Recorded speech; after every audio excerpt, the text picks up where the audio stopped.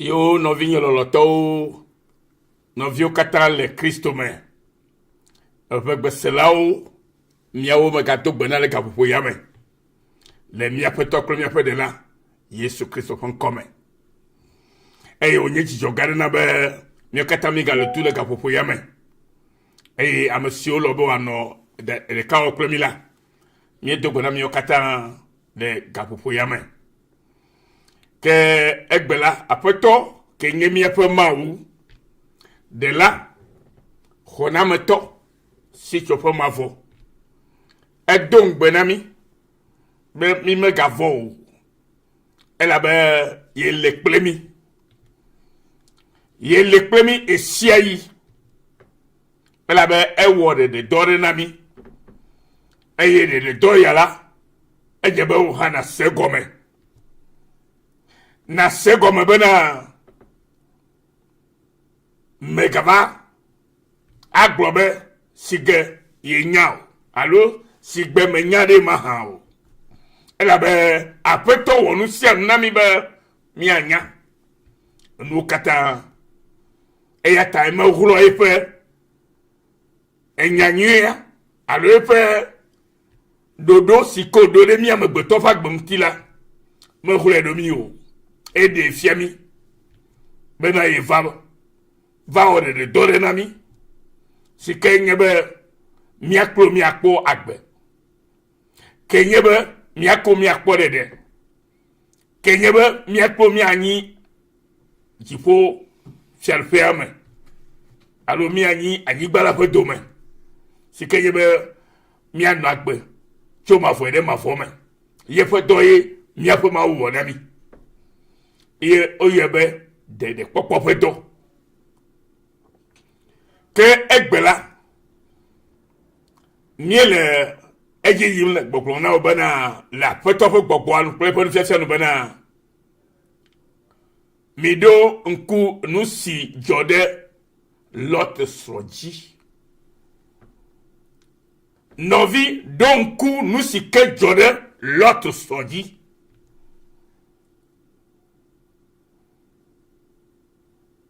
Remember Lot's wife. Souvenez-vous de la femme de Lot.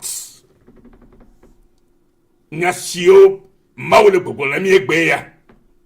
Ke nu keta ye aƒetɔ di be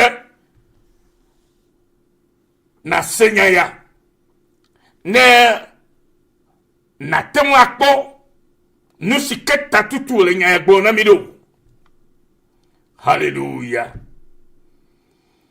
Aƒetɔ le gbɔgblɔ na wo bena ɖo ŋku nu si dzɔ ɖe Lot srɔ̃ dzi. Nu ke dzɔ ɖe Lot srɔ̃ dzi o. Le Luka ƒe agbalẽ ta 17:32 me la, afi ma ŋlɔ ɖi bena miɖo ŋku nu si dzɔ ɖe Lot srɔ̃ dzi.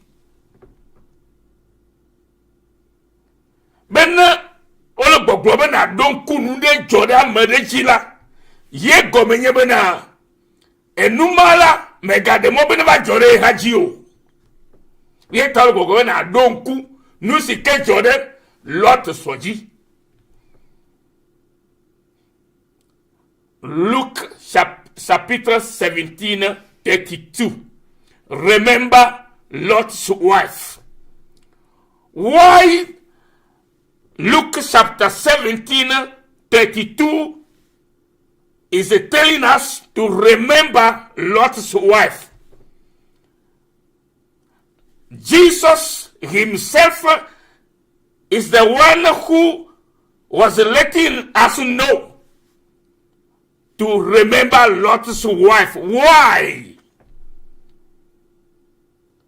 Because he wants to let us know something very important.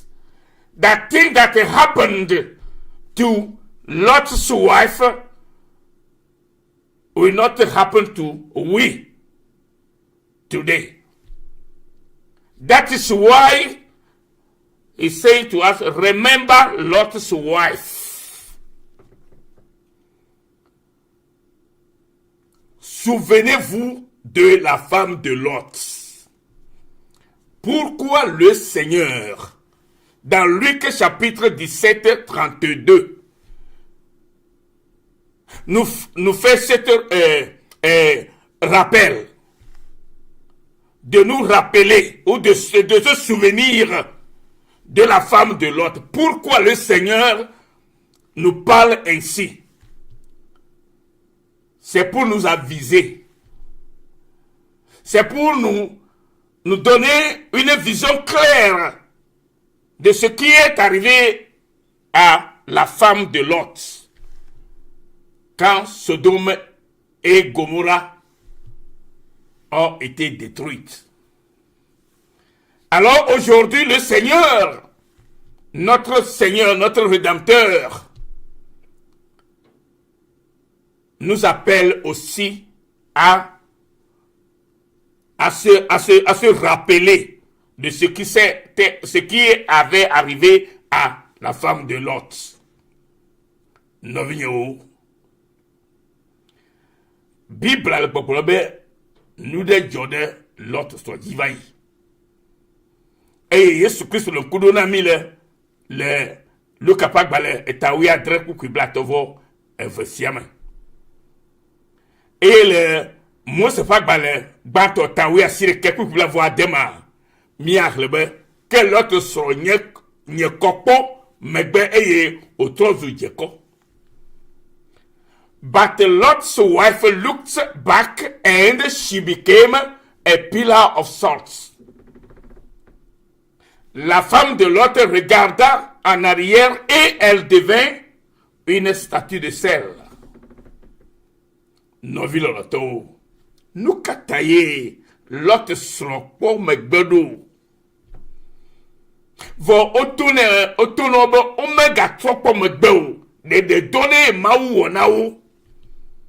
Les femmes nous font tala et n'abe l'autre préfet pour là maou de haut et n'abe un nouveau si qu'elle dit yim le chichiam alors le saut de peu Gomorrha gamamala maou me dit on est chiemo et yata Abraham n'abe ye novi Lot peu sroole et tout le monde pas dit et yata Abraham de kukuna maou de ota abreke tutu egbe Yesu Kristo ha de kukure mieta le mogbobe de kokole nye amegbeto kata tola nene matutue Abraham ha de kukure e Lot kle yefe po mieta e mau do lobo ona klo dugule eduame e esi o klo dugo de kpola onyo vo ema et comme au dogo le nouveau barabara que le jojome